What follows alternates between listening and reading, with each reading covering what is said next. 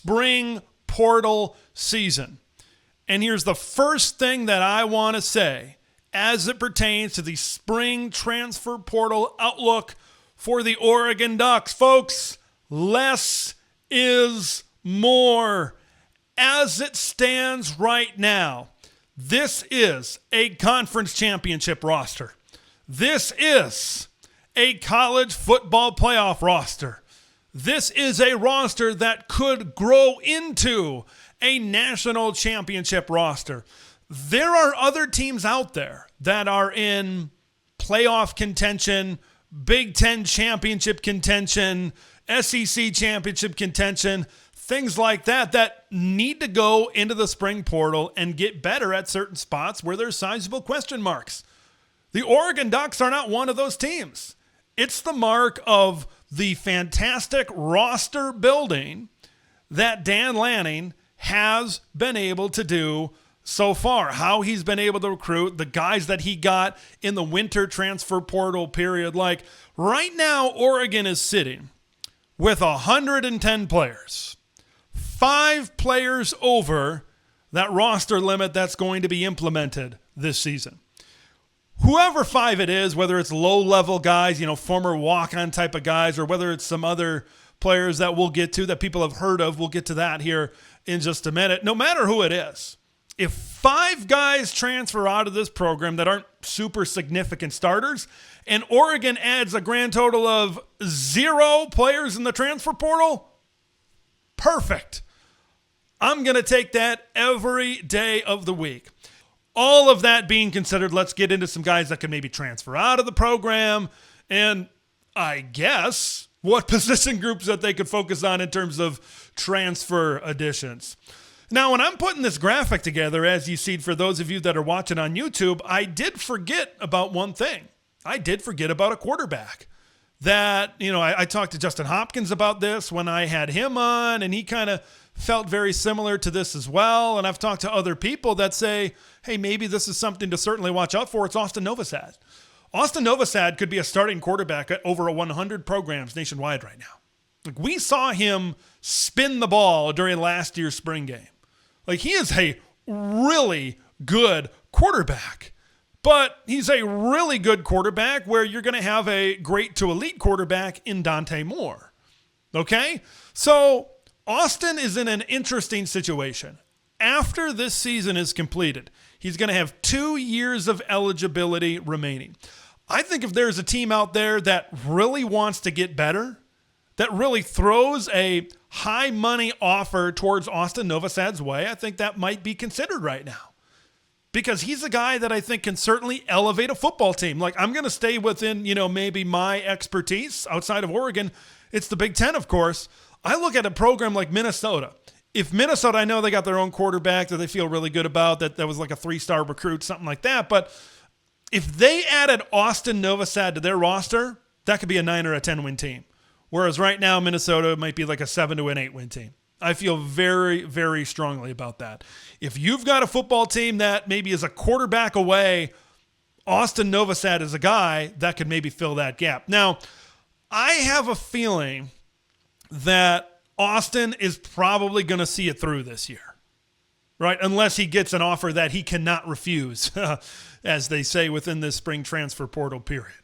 Because I still think there's a scenario where Dante Moore absolutely balls out this year, maybe a Heisman winner, maybe really close, and he really vaults up at the top to the NFL draft boards, and he only plays 1 year. And now Austin Novosad can kind of be that bridge and that gap quarterback before you get to somebody like maybe a Jared Curtis, maybe a Ryder Lyons, maybe someone like an Achilles Smith Jr., a younger quarterback, certainly down the road. So I bet he's kind of seen how things play out with Dante Moore. If he does come back for a second year, then maybe that's where you could see him transfer out of this program with 2 years left. This is he's a redshirt sophomore coming in this season. But it's certainly something to watch out for. And if they do indeed lose Austin Novosad, what do they do at the backup quarterback position? Okay? Because you got, Luke Moga is on the roster, Achilles Smith Jr. are maybe some candidates to be in that backup role. How confident are they in those guys? Do they go out into the portal and get a more experienced backup option that they feel a little bit better with? That's maybe something that they could explore as well. The running back room is loaded. Okay?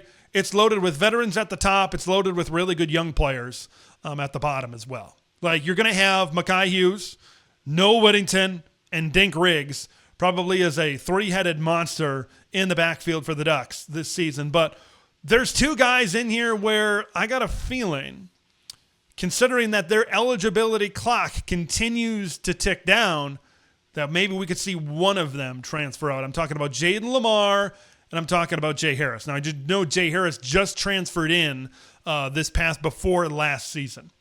But, like, one of these guys is either going to be RB4B, that's a mouthful, or running back 5 on this team. And don't forget what you have below them in Jordan Davison, and then you look at De'Aaron Hill, 2 4-star running backs that I think have a really good future and have a bright future here at Oregon. So, I mean, you kind of look at next year, Hughes is going to be gone, most likely. You're going to have Whittington is going to be gone. So maybe one of these guys could be like the 1B or the backup role with someone like Dink Riggs, and maybe they could compete with him for the RB1 type of role. But then we kind of look at what's below them.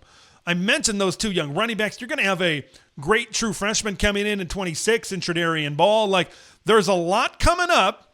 And there's maybe limited spaces kind of at the top as it pertains to this year and as it pertains to the future. So it would not surprise me to see one of these guys transfer out. Jay Harris has already burned his red shirt.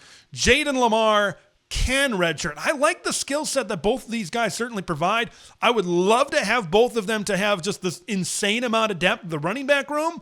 But considering the current state of college football, it would not surprise me to see one of these guys transfer out as when all is said and done. Another room that's really deep, really young, really exciting is wide receiver.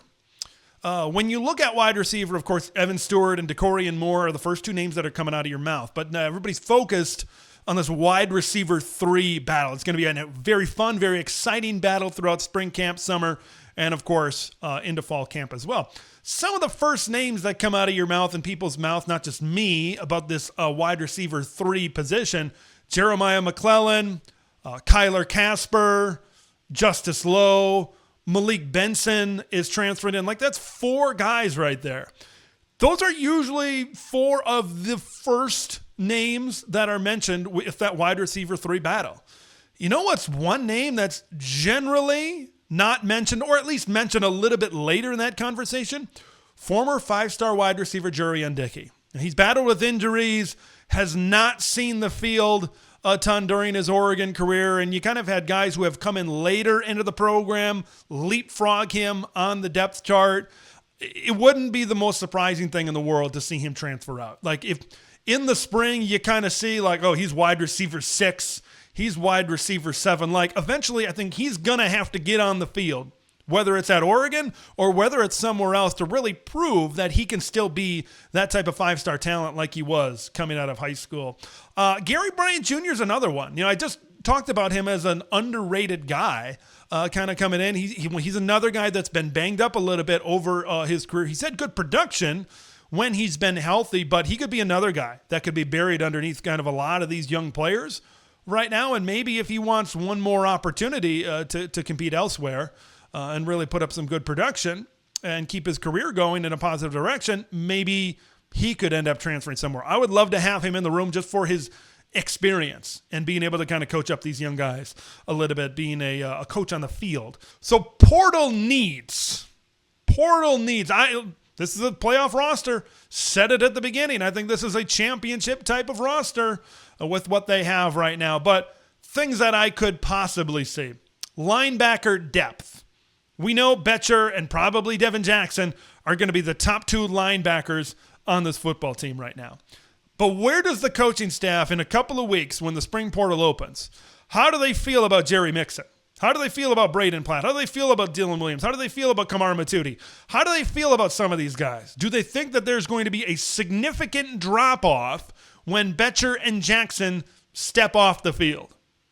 If so, do they pursue some transfer linebacker depth so when they do step off the field that there's not that much of a drop-off? I think there's going to be at least a couple of guys in this room that are valuable and capable depth pieces, but that's certainly something to keep in mind. Offensive line depth is another thing. Like, I know Charlie Pickard is probably slotted in there as that backup center. Remember, Charlie was the center before Poncho took over last year when Oregon was having some of their offensive line problems. So, you look at the depth, I think, right now, outside of that right guard spot where I have Iuli and or Bedford, you kind of, it was like last year. I know you have Janoris Wilson over there at right tackle, but there might be or two maybe transfer offensive linemen that they look for to really build some really good depth. Now, I kind of like some of these freshmen, like Addison. I like Utu, as depth. I think these are really talented players that they're going to expect to learn this year and really maybe develop into starting roles next year. So that's going to be an interesting thing and how they feel about the depth on the offensive line. And that's it. I kind of went through this depth chart and I really looked at it in depth. I'm like, I don't see it happening. They're already over that roster limit. I don't think there's going to be a ton of players that transfer out of this program, beyond those 5 that they need to transfer out to get down to that 105 mark. This is an Oregon team that is sitting extremely pretty right now. Less is more.